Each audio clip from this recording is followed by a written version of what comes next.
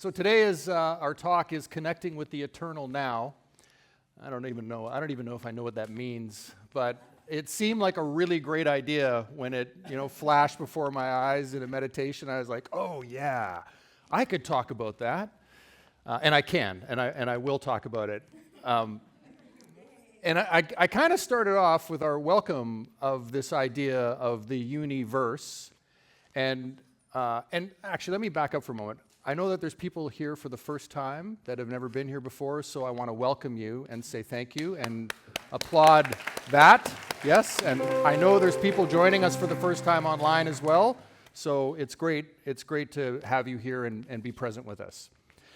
So as I started off with the universe and this idea of unity, and even this last song that we did where Josh was singing, I'm only here for God. And for those people that don't understand really what unity is we see that God is within each of us, that we are that. It's not something outside of us up there controlling our lives or deciding whether we're good or bad. We get to decide if we're good or bad all on our own. Anybody carry guilt with them and stuff? Like, I don't know. I know I do. And it's like, oh, I could have done better. I should have done that better. Right? So we have that in us already. And so this idea of the eternal now or the universe is about being present. It's about us being exactly where we are and being completely okay with that. That there's nothing that needs to be different if we can accept exactly where we are. And if you think of it in this idea, and I don't know if this occurs to you this way, that it feels like life is all of this past that has brought us to this moment, right? And then we go forward from there. But what if you were to consider that there is actually no past? And that life starts like right now, and then right now, and then right now. That is actually where life is happening. It's not from the past. There is no build-up to today. And although we can look around and we see there's buildings and stuff that has happened that people have constructed over the course of time, that has nothing to do really with our approach to living, because all we can ever deal with is what's right in front of us right now. That's it. There is no other thing really that we can handle or deal with. And I first heard this when I read a story. I either read a story or I heard an audio version of something about somebody, in the 1600s that was going to face their death in the morning. And they were up most of the night with this idea, like they're going to die in the morning. And then they had this epiphany. They realized, well, actually, it's not happening right now. So why am I worried about it? Why don't I worry about that when it's actually there? And why don't I take these if they're my last moments of my life, and just live them how I would want to live them, as opposed to projecting the future that may not actually come, because we don't know what's going to happen in the future, and just be completely present with what is right now. Which isn't to say you don't plan your life to some degree, you don't make arrangements for things, but you don't get stuck in it. And that makes me think of, have you ever decided you wanted to do something and it was going to go a certain way and it kind of showed up, but it went completely different than you ever thought it was going to go? Right? And in unity speak, if we're manifesting, creating our lives, what there is to do is to suggest in this moment, this is what I would like to have, and then let it go. Because it's going to show up however it's going to show up, or it's not going to show up. So being stuck in it, being tied to it, being constricted to the way it's supposed to somehow look, we could actually be given a gift that we would completely miss, because we're so tied into it being a certain way. So the idea of manifesting, or if we take it into Unity's teachings of affirmative prayer, why is it that we live in the world of affirmative prayer?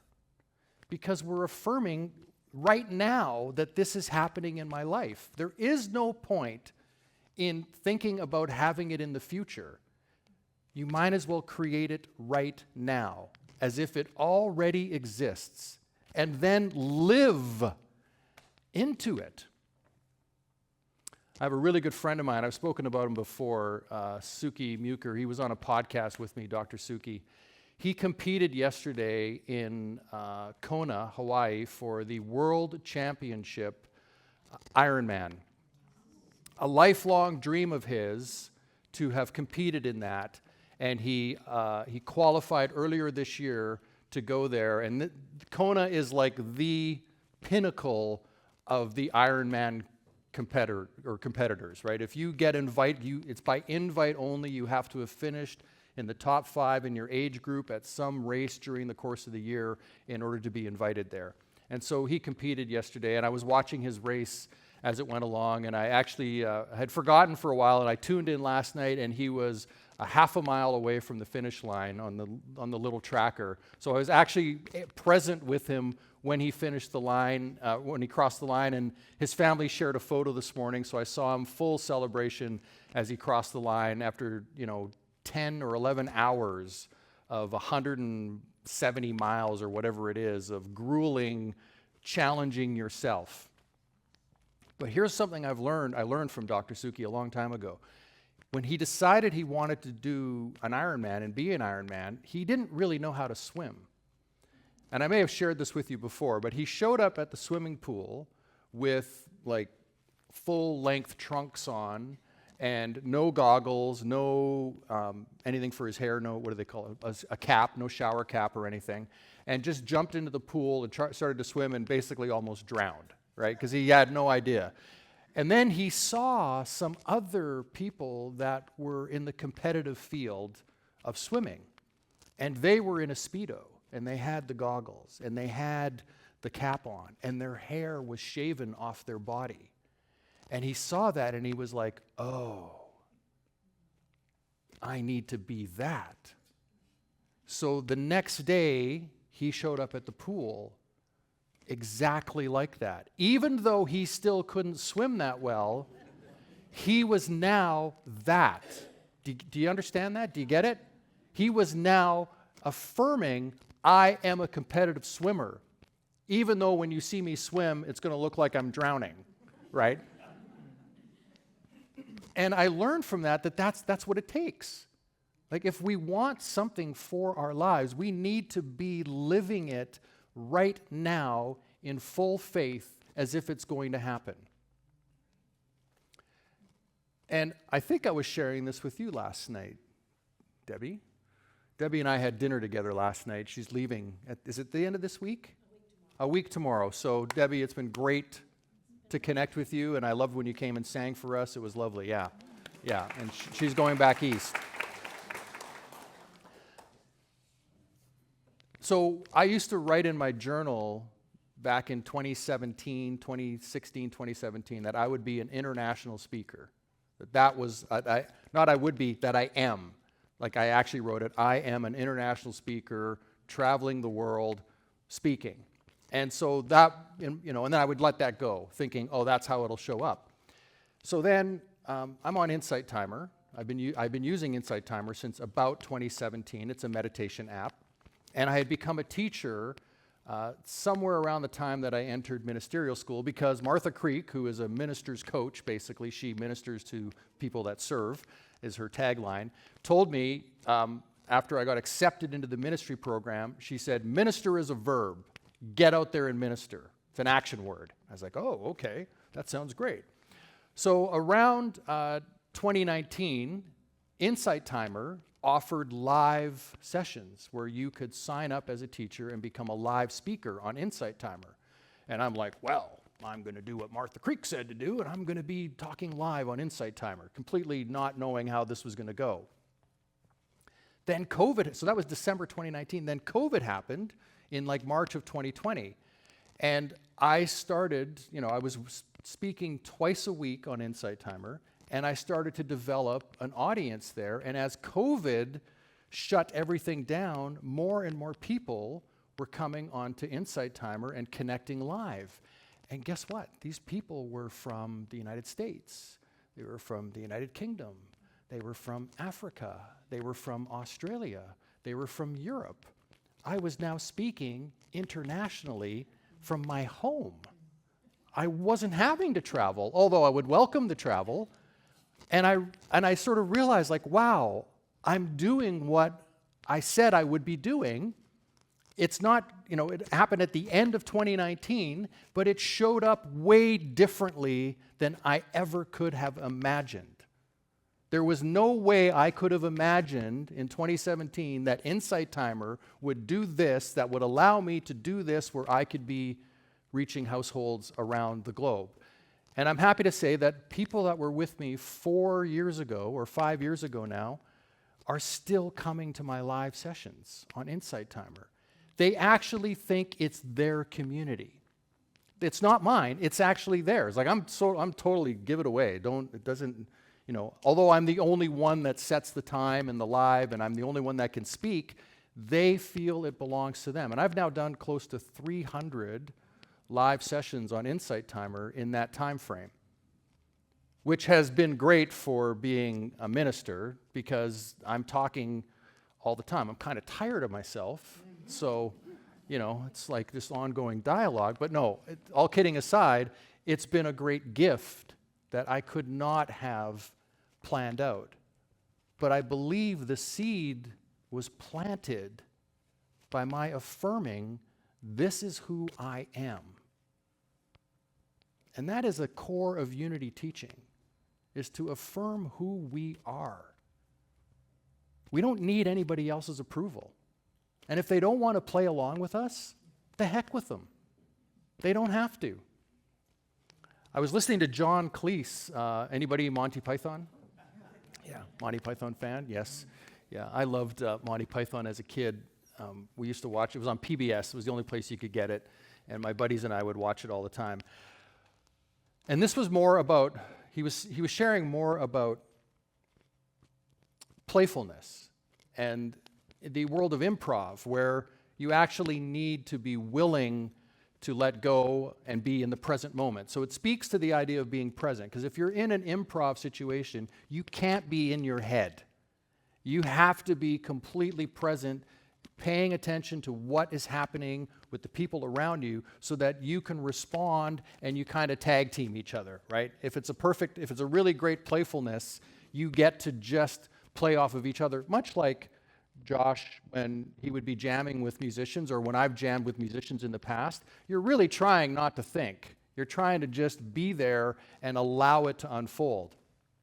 And so as he shared this, one of the key things was, he said, and if you're in a group where somebody is like, no, you can't do that, or they want to control it, or they want to tell you how you're supposed to improv, it'll shut you down, right? So have you ever been in a situation where there's somebody that you might feel intimidated by, or that's been unkind to you in the past, that has criticized you, and as soon as you would be sharing with somebody openly at a party, and you see them, and immediately what happens? Immediately you start to constrict, right? The closer they get, you probably stop talking. Well, if that's the case and you're working with a group of people, if that's showing up around you, have them leave the group or find a new group. Find a new place to hang out where people will love and appreciate you and accept you exactly the way you are and exactly the way you aren't. Does everybody feel that for themselves? Yeah. It's hard to do, right? Because we have this past that we want to drag along with us, and we think that, how is my life going to look without this in my life? Because it's the unknown that we're facing, and we've been programmed somewhat to be afraid or fearful of the unknown, when in actual fact, it's the unknown that is the gift of life. That we can be completely present right now, not worry about the future, and certainly not carry the past around with us, and live forward from this moment and then realize this moment is brand new and this moment is brand new. And we get to experience that. And it's hard to do. It's hard to be present all the time. I know I'm not. Anybody else? Even though you might be practicing presence and meditation, don't you kind of forget? Yeah. Get stuck in something? How about this? Has anybody ever got stuck on something and just decided, you know what? I'm okay being stuck here? Like I'm going to wallow in this for a while? Yeah. Yeah, I do that. I know that's happened with me with grief. I know when my dad passed away, there was a moment a few years later where it just kind of hit me that he was no longer here, and I started to cry, and I was like, I'm not shutting this down. I'm just going to let this feeling just outpour. Just let it be. I don't need to be embarrassed about this. And so sometimes we want to do that, right? And it's perfectly okay. It's perfectly okay. There were some notes here that I had that I know I wanted to kind of get to, but yeah, that's true. It's true. They are so in the past. They were so written like yesterday that. No, there is something I want to get to though, and it's this idea of presence in the universe and stuff, right? So like even something like this table, right, where we have this idea that it's stuff, that it is something, when in actual fact, you could argue that it's really nothing. Right? Have you ever heard that you don't get something for nothing, or you can't create from nothing? When in actual fact, we all came from nothing, didn't we? So isn't that proof that we actually can create from nothing? And so when you drill down on this, what is it you're going to find? You're going to find possibly shapes of crystals, molecules, atoms, electrons, right? Light. You're going to keep drilling down. If you get a microscope and you go deeper and deeper and deeper, and as you go, guess what happens? What is in between all of those things? Space. Nothing. It's really just everything is space, right? And if we didn't have space, right, if we didn't actually have space, which people think is nothing, how could we actually know there is something there? Because it's in the space that we can see the edges, right? It's in that space that we can actually define that there is something there. And if there wasn't something there with edges, we wouldn't actually know there was space. Think about it, right? We need that. So this brings me to, I've mentioned this before, The Science of Getting Rich by Wallace D. Wattles, and his idea that there is this thinking stuff from which all things are made. And so now I think that stuff is actually the thinking. That we are, I heard this from Alan Watts a while ago, that we are actually the universe looking at itself. That this planet and all that's created on it in the form of life is the universe's ability to actually witness itself. So we don't know of any other life like this anywhere else. It doesn't mean there isn't, but we just don't know of any. And because we're here, we actually get to witness what we think is the universe and space and stuff, right? Which is actually not stuff, it's really form, isn't it? It's condensed form. And all that's happened is the molecules have been slowed down so tightly that they're not moving in a way that we can see it. They're moving, we just can't see it. So it doesn't mean it's not real that this is actually full of air, full of space. It's just we can't see it without electronic magnification. And so in that space, that big vastness, is when we get to create. We actually are here with the ability to create our lives. And sometimes we get influenced by others, right? I'm thinking of this as a parent, like the times I've tried to influence my children, which has not usually worked out very well. Anybody else had that? Yeah. Yeah, so I stopped. I just gave it up. I was like, well, this is pointless. You do you, I'll do me. We'll meet somewhere in the middle at some time. Let's go to Disneyland. How about that? We'll just go to Disneyland and hang out together. But as far as like what you should do with your life, I'll just stay out of the shoulds and allow you to be. And finally, I think I want to try to somehow bring this into this idea of our ego. And this idea of our ego is really no more than our personality. It's not real.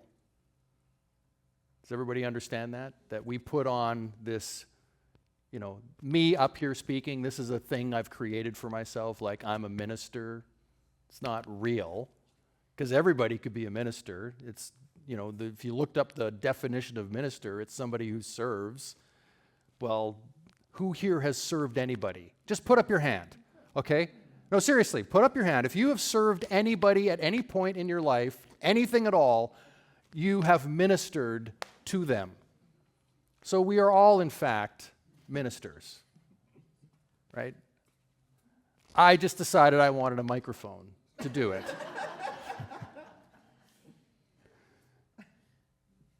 But it is an ego of mine to do this.